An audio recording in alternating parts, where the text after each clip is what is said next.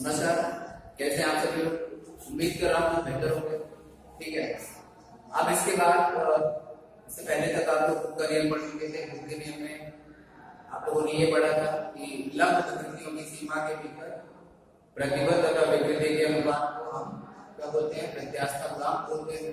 ठीक, अब देखिए हमने आपको बताया था, उसके बाद मैं आपको बताऊंगा कि क्या है कि प्रतिबल कितने प्रकार के होते हैं, विकृतियां कितनी प्रकार की होती हैं। ठीक है, और उन दोनों के आधार पर प्रत्यास्थ गुणांक कितने प्रकार के। ठीक, तो देखिए आज हम पढ़ेंगे प्रत्यास्थ गुणांक के प्रकार के बारे में। ठीक है, मतलब 3 प्रकार का होता है प्रत्यास्थ गुणांक। पहला यंग प्रत्यास्थ गुणांक,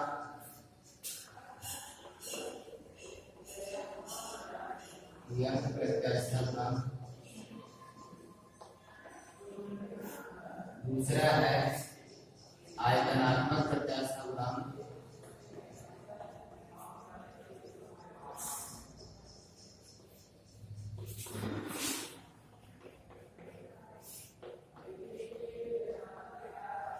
और तीसरा है दृढ़ता गुणांक।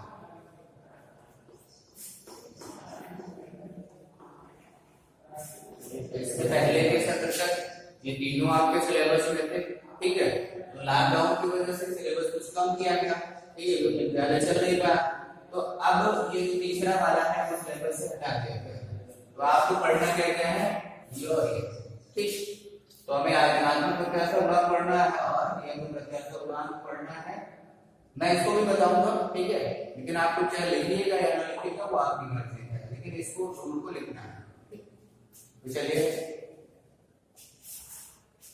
पहले हम लोग देखते हैं यंग प्रत्यास्थ गुणांक क्या होता है। ठीक है, मान लीजिए कोई वस्तु ऐसी है, ठीक है, जिसमें जो लंबाई है, उस वस्तु की लंबाई है वो चौड़ाई और ऊंचाई की तुलना में बहुत अधिक है। ठीक है, कोई ऐसी वस्तु है जिसकी लंबाई उसकी चौड़ाई और ऊंचाई की तुलना में बहुत अधिक है। कहने का मतलब लंबी छड़ के रूप में है। वस्तु अगर लंबी छड़ के रूप में है और ये दृढ़ आधार पर कैसी हुई है, तो इसके नीचे की तरफ अगर हम बल लगाएंगे तो बल लगाएंगे नीचे की तरफ, तो इसमें क्या होगा? लंबाई में क्या हो जाएगी? वृद्धि हो जाएगी। तो मान लीजिए इसकी लंबाई, प्रारंभिक लंबाई कैपिटल L है और इसकी लंबाई बल लगाने पर, F बल लगाने पर इसकी लंबाई में जो वृद्धि हो जाती है वो डेल्टा L की हो जाती है। ठीक है, डेल्टा L की वृद्धि हो जाती है। बल F लग रहा है, इसका जो परिच्छेद क्षेत्रफल है मान लीजिए कैपिटल T। ठीक है, तो इस प्रकार की वस्तु है। तो यहाँ पे आपको देखना है तो यंग प्रत्यास्थ गुणांक होता है वो बराबर होता है, यंग प्रत्यास्थ गुणांक को y से प्रदर्शित करते हैं, होता है अनुदैर्ध्य प्रतिबल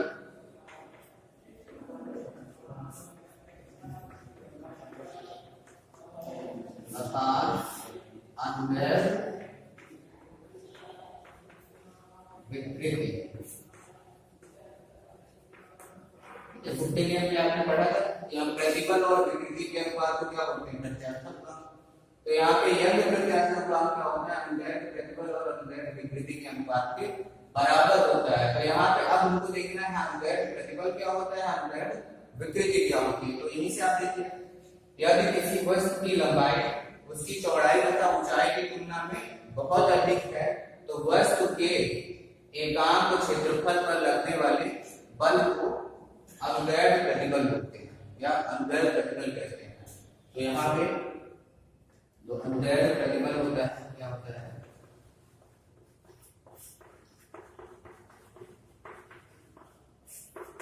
किसी लंबी वस्तु के एकांक परिच्छेद क्षेत्रफल पर, किसी लंबी वस्तु के एकांक परिच्छेद क्षेत्रफल पर लगने वाले बल को हम क्या बोलते हैं? प्रतिबल बोलते हैं। ठीक है, क्या है? F अपान A को हम क्या बोलते हैं? प्रतिबल। ठीक है, लगाया गया बल अपान परिच्छेद क्षेत्रफल। बात समझ में? ठीक, तो अनुदैर्ध्य विकृति क्या होती है?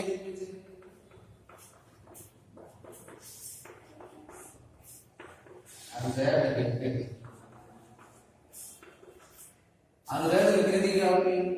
देखिए विकृति आप लोगों ने पढ़ चुका है, एकांक आकार में होने वाले परिवर्तन को क्या बोलते हैं? विकृति बोलते हैं। तो यहाँ पे अगर लंबी वस्तु है तो परिवर्तन किसमें हो रहा है? लंबाई में। तो एकांक लंबाई में होने वाले परिवर्तन को क्या बोलेंगे हम? अनुदैर्घ्य विकृति बोलेंगे। बात समझ में आई कि नहीं? मतलब लंबाई में परिवर्तन अपान प्रारंभिक लंबाई, इसको क्या बोलेंगे? अनुदैर्घ्य विकृति। तो किसी लंबी वस्तु के एकांक लंबाई में होने वाले परिवर्तन को हम क्या बोलेंगे? अनुदैर्घ्य विकृति। या आप बोल सकते हैं लंबाई में परिवर्तन और प्रारंभिक लंबाई के अनुपात को हम क्या बोलेंगे? अनुदैर्घ्य विकृति। बात समझ में आई? अनुदैर्घ्य विकृति क्या होगा? किसी वस्तु लंबी वस्तु के एकांक परिच्छेद पर लगाए गए बल को, एकांक परिच्छेद पर लगाए गए बल को हम क्या बोलेंगे? अनुदैर्घ्य प्रतिबल। और इन दोनों का जो अनुपात होगा उसे क्या बोलेंगे? यंग प्रत्यास्थ गुणांक। ठीक है, तो ये हो जाएगा। अब मान लीजिए यहाँ पे बल F ना लगा करके कोई M द्रव्यमान की वस्तु इस यहां से, देखिए सिचुएशन ऐसे होती कि इस क्षण से M द्रव्यमान का एक बल लगता है। ठीक है, M द्रव्यमान का कोई टुकड़ा रस्सी से बांध से इसे लटका दिया जाता, तो उसके भार के कारण क्या लगता है? नीचे की तरफ बल लगता। अगर आप भार कोई भी द्रव्यमान लटका देंगे तो उसका भार नीचे की तरफ लगेगा और उस भार के कारण इस क्षण में क्या उत्पन्न होगा? दिशा उत्पन्न होगा। तो मान लेते हैं इसका द्रव्यमान M है, तो इसके लगने वाला बल नीचे की तरफ कितना हो जाएगा? mg हो जाएगा ना। भाई बल किसके बराबर लगेगा? इसके भार के बराबर, और भार बराबर गति इक्वल क्या होता है? mg के होता है। अगर वस्तु का द्रव्यमान स्मॉल है, यहाँ पे कैपिटल M हमने वस्तु का द्रव्यमान माना है, तो यहाँ से इस पर लगने वाला बल कितना हो जाएगा? कैपिटल mg के बराबर हो जाएगा। बात समझ में आई? वस्तु की लंबाई में मान लेते हैं डेल्टा L की वृद्धि हो रही है, तब आपको ये निकालना है कि वस्तु का यंग प्रत्यास्थ गुणांक कितना होगा। बात समझ में आई? तो आप देखिए F के जगह पे क्या हो जाएगा? mg। ठीक है, F के जगह पे क्या हो जाएगा? तो यहाँ पे आप लिखेंगे mg अपान। बात समझ में आई? अब यहाँ से आप यंग प्रत्यास्थ गुणांक निकालेंगे, तो यंग प्रत्यास्थ गुणांक y बराबर क्या हो जाएगा? अनुदैर्घ्य प्रतिबल। अनुदैर्घ्य प्रतिबल क्या है? mg अपान कैपिटल L अपान, और अनुदैर्घ्य विकृति क्या है? डेल्टा L अपान। अब यहाँ पे सॉल्व करेंगे तो सबसे ऊपर चला जाएगा y बराबर mg L upon a delta L।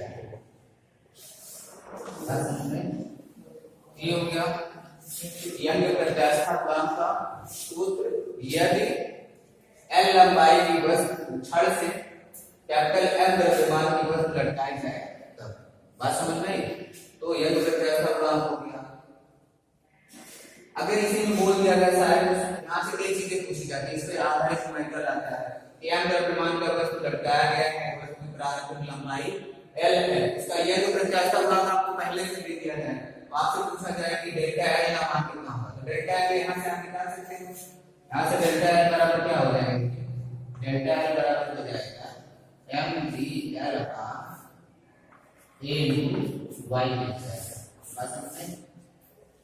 ये हो गया, ये हो गया यंग प्रत्यास्थ गुणांक। आगे हम बढ़ेंगे आयतनात्मक प्रत्यास्थ गुणांक। अच्छा देखिए मात्रक क्या होगा? मात्रक विकृति का कोई मात्रक होगा?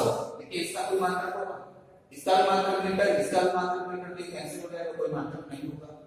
यहाँ पे देखिए बल का मात्रक न्यूटन और इसका मात्रक मीटर स्क्वायर, तो न्यूटन प्रति मीटर इसका मतलब पास्कल, तो इसका मात्रक पास्कल, इसका कोई मात्रक नहीं है, तो इसका मात्रक क्या हो जाएगा?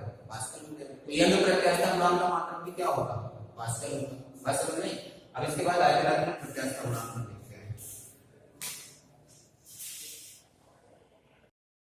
यंग प्रत्यास्थ गुणांक आप देख चुके हैं। इसके बाद देखिए आयतनात्मक प्रत्यास्थ गुणांक क्या होता है। ठीक है, तो आयतनात्मक प्रत्यास्थ गुणांक नाम से स्पष्ट हो रहा है कि आयतन से रिलेटेड होगा। ठीक है, आयतन से संबंधित होगा।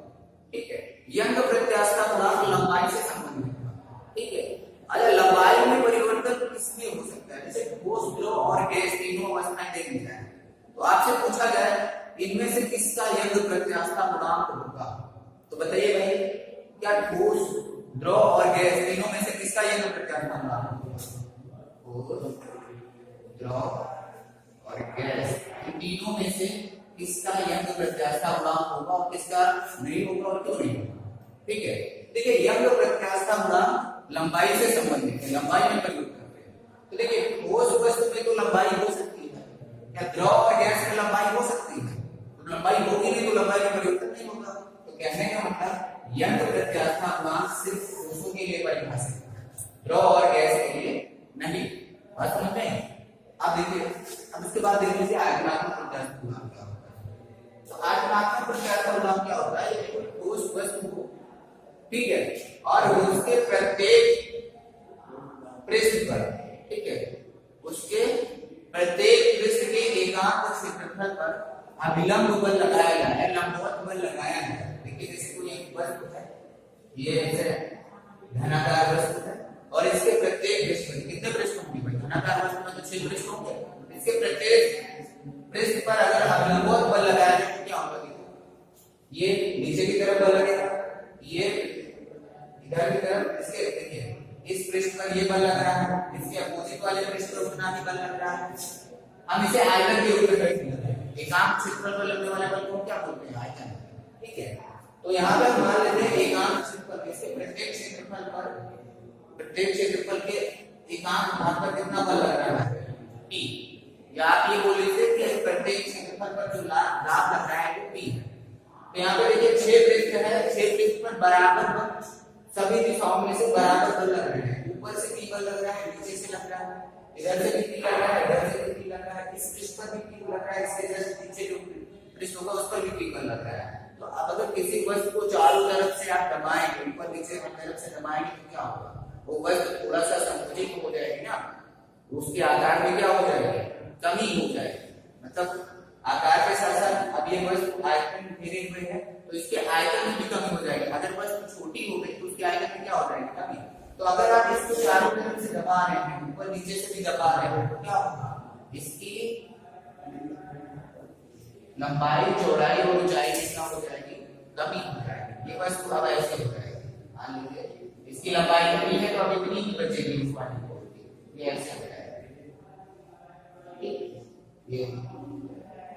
ये वाला पृष्ठ अक्सर बच्चे को देखिए ऐसे होता है, ये वाली कोर भी भाई नीचे से बल लगाया है तो इसको और संकुचित कर देगा, दबा देगा, तब ये ऐसे हो जाएगा। ये इधर से इसको दबाएगा इधर से तो ये और इधर आ जाएगी, ये वाली भुजा, ये और नीचे ऊपर से प्रेशर पड़ रहा है तो ये और नीचे आ जाएगी, ये ऐसे हो जाएगा। ठीक है, इसका मतलब ये हुआ ये जो वस्तु है इसके आयतन में क्या हो जाएगी? कमी हो जाएगी।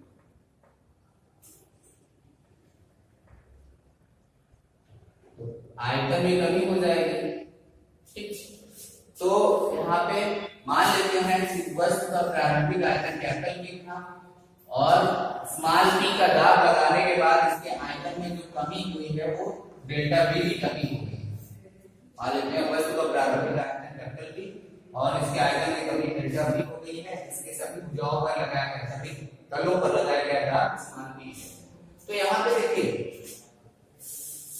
जो आयतनात्मक प्रत्यास्था गुणांक होता है इसे कैपिटल D से निरूपित करते हैं। आयतनात्मक प्रत्यास्था गुणांक कैपिटल D क्या होता है? अभिलंब प्रतिबल, अभिलंब प्रतिबल अपान आयतन विकृति, आयतन विकृति, समझे? अभिलंब प्रतिबल अपान आयतन। अभिलंब प्रतिबल क्या होगा?